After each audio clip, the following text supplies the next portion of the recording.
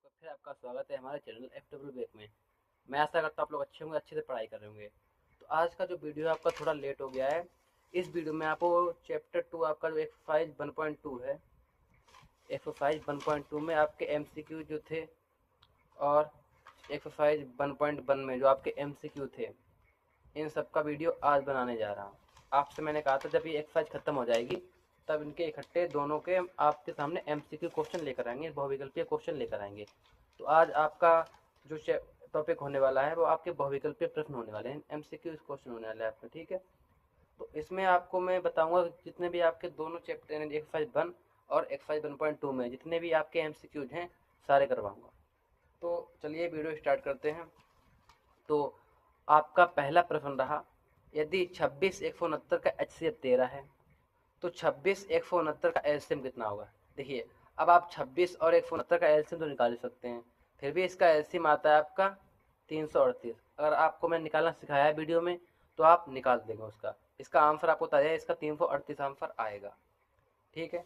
अब इसके बाद 95 तथा 152 का HCF, आपको HCF निकालना भी सिखाया है मैंने। तो आप 95 और 152 का कितना होगा ऐसे, देखो 19 पन्ना 95 और ये कट जाएगा 19 से 152, ठीक है, 19 अट्ठे 152, यानी यह आंसर सेकेंड इसका क्या हो गया, सी हो गया। इनमें तो केवल HCF एलसीएम थे, ठीक है। अब आपका आता है अगला क्वेश्चन 3, 196 के अभाज्य गुणनखंड की घातों का योगफल है। जो आपको 196 पहले उसको गुणनखंड कीजिए, फिर उनकी जो घातें आए उनको जोड़िए। जैसे देखो आप करके दिखाता हूँ मैं, 196 का ये देखो इधर, इससे काटेंगे हम 2 से, 2 ने 18, 2 अट्ठे 16, फिर काटेंगे इसे हम 2 से, 2 चौके 8, 2 ने 18, फिर से काटेंगे हम, किससे काटेंगे 7 से, 7 फते 49, 7 एकम 7। तो देखो 196 के कितने फैक्टर हुए, 2 multiplied by 2 multiplied by 7 multiplied by 7। अब हम 2 को f लिखते हैं 2 की पावर 2 इंटू 7 को f लिखते हैं 7 की पावर 2। अब इनकी घात यही तो हो गई। अब इन घातों का योगफल बताना था आपको, तो 2 प्लस 2 कितना हो गया, इन घातों का योगफल आपका आ गया है 4। कितना आ गया 4। तो इसका ऑप्शन नंबर सी सही हो जाएगा। कौन सा, सी। अगला क्वेश्चन, यदि p तथा q सहवाज संख्याएं हैं तो p² तथा q² होंगी। अगर आपकी p² और p तथा q सहवाज संख्याएं हैं तो आपकी p² तथा q² कैसी संख्या होंगी, सहभाज्य संख्या ही होगी। कैसे होंगी, अब आपको मैंने वीडियो में बताया था, जब परिमेय संख्या सिद्ध अपरिमेय संख्या सिद्ध कर रहे थे तब बताया था, अगर p तथा q सहवाज संख्या हैं तो p² q² भी कैसे होंगी, सहवाज्य संख्या ही होंगी, ठीक है। इसके अलावा आपका अगला क्वेश्चन आता है क्वेश्चन नंबर 5, निम्न में से कौन सा सहवाज्य संख्या का एक युग्म है। देखिए सहवाज्य संख्या क्या होती है, जिनका केवल एक हो फैक्टर, यानी जिनका केवल एक दोनों में कौन मिले। अब देखो जैसे 14 35, ये आपके 7 कट जाएंगे, दोनों 7 से कट जाएंगे, हाँ कट जाएंगे। इसका 31 39, 31 या 39 31 से कट जाएंगे, दोनों कट जाएंगे। इसका 32 62, ये आपके 2 से कट जाएंगे। अब बचा कौन, आपका 18 25। आप ऐसा कोई एक नंबर बताइए जिससे दोनों कट जाएं। कोई नहीं है, केवल बन के अलावा ऐसा कोई दूसरा नंबर नहीं है जो इन दोनों को काट सके, ठीक है। तो कौन सा आपका ऑप्शन नंबर बी सही ऑप्शन हो जाएगा। इसके बाद 15 18 और 24, इसका आपको एलसीएम निकालना है। क्या निकालना है, एलसीएम। तो आप इसका एलसीएम निकाल लेना। वैसे इसका आंसर आ रहा है 360। कितना आ रहा है, 360। आप एलसीएम निकालेंगे खुद। इसके बाद क्वेश्चन नंबर 7, जो आपका क्वेश्चन नंबर 7 ये एक बार आप लोग ध्यान से पढ़िए। देखिए यदि 65 और 117 के HCF को 65m माइनस 117 के रूप में व्यक्त किया जाए तो m का मान ज्ञात कीजिए। आपसे कहा गया है कि दो संख्याएं, एक 65 है एक 117 है, इनका HCF इतना है 6m, वो 65m माइनस 117। तो आपको बताना m का मान क्या होगा। देखिए इसको करना पड़ेगा सॉल्व। क्या करना पड़ेगा, सॉल्व। जैसे आपका ये क्वेश्चन था 65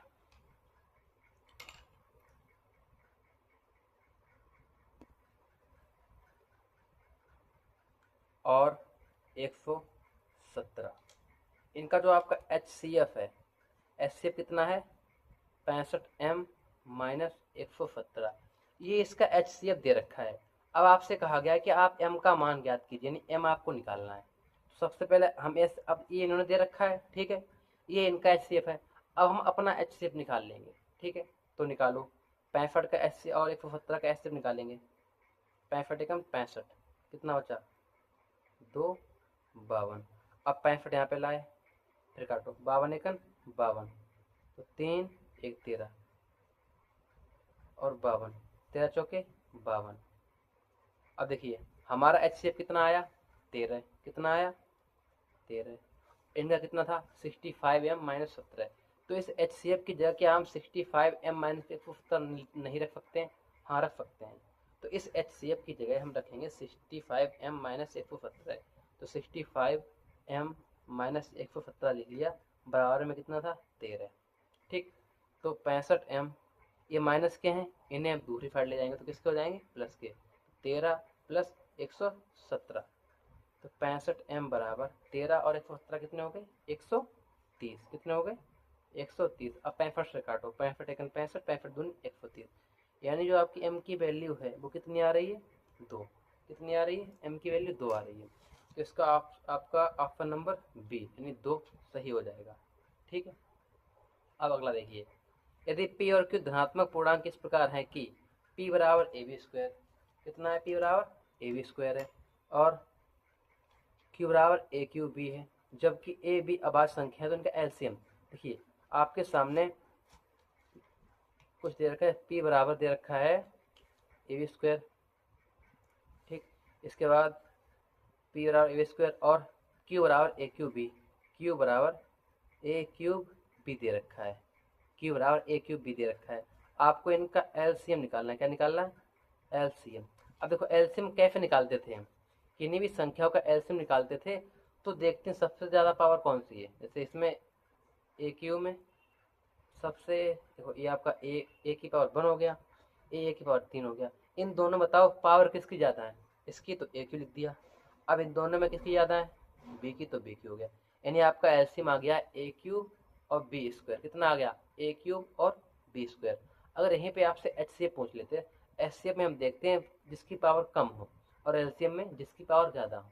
ठीक है, तो इसका आंसर आपका हो जाएगा a³ b²। तो आपका इसका आंसर हो जाएगा a³ b², option number C is the right answer.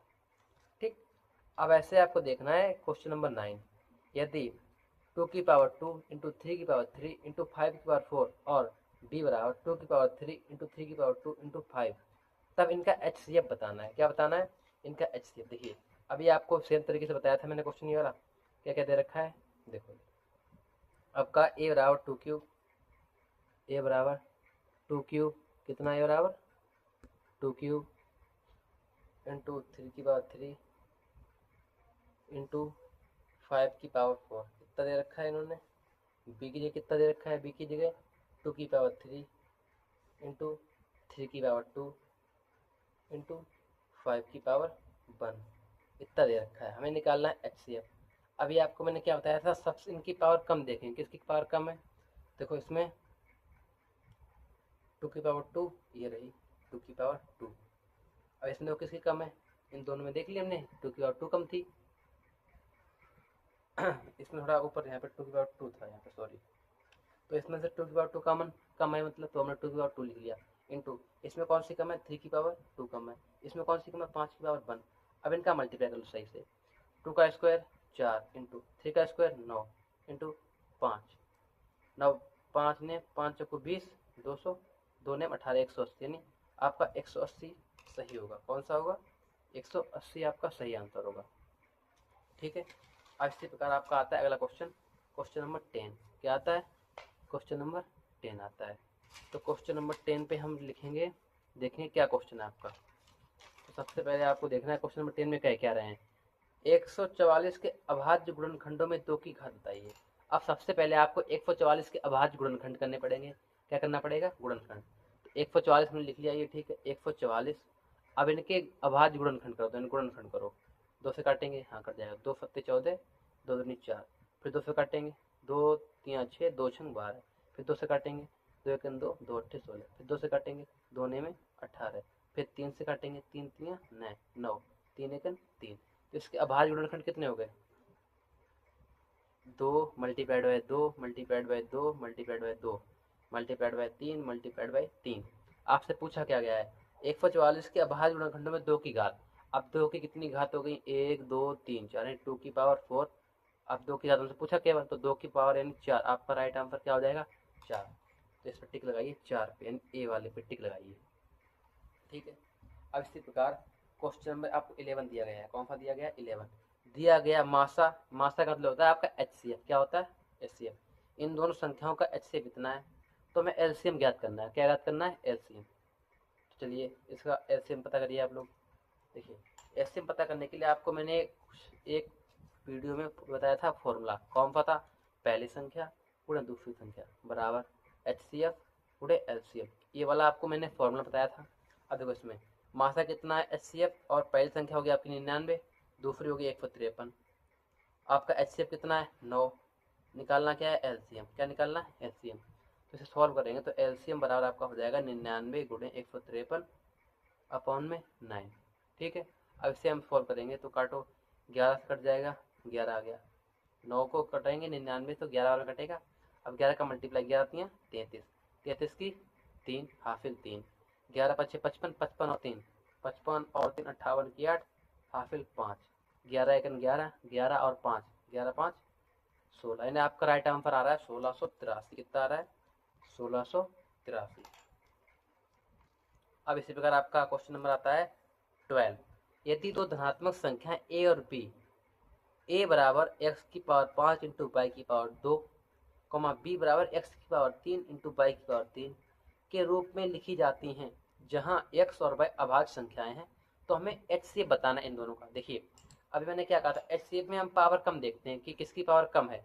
अब देखो इधर, यहाँ पे x की पावर 5 है, यहाँ पे x की पावर 3 है, यानी कि पहले क्या होना चाहिए आपकी x की पावर 3 किसमें है? देखो x की पावर केवल इसी में 3 है, यानी आपका आंसर ये हो गया।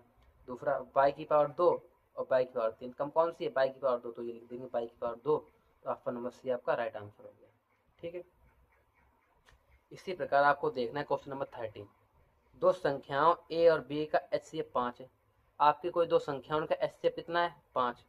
उनका एलसीएम 200 है, तो उन दोनों संख्याओं का गुणनफल बताइए। देखिए आपसे कहा गया कोई दो संख्याएं जैसे a और b, कौन सी है? a b। इनका HCF कितना दे रखा है? 5, और एलसीएम दे रखा है 120। एलसीएम कितना है? 120। तो आपको मैंने एक फॉर्मूला बताया था कि पहली संख्या गुणे दूसरी संख्या बराबर HCF गुणे LCM, यही तो बताया था। अब पहली संख्या और दूसरी संख्या इनका गुणनफल हो गया ये तो।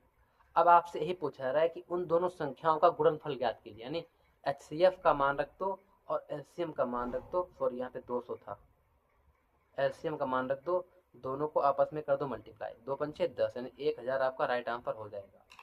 ऑप्शन नंबर बी आपका राइट आंसर है।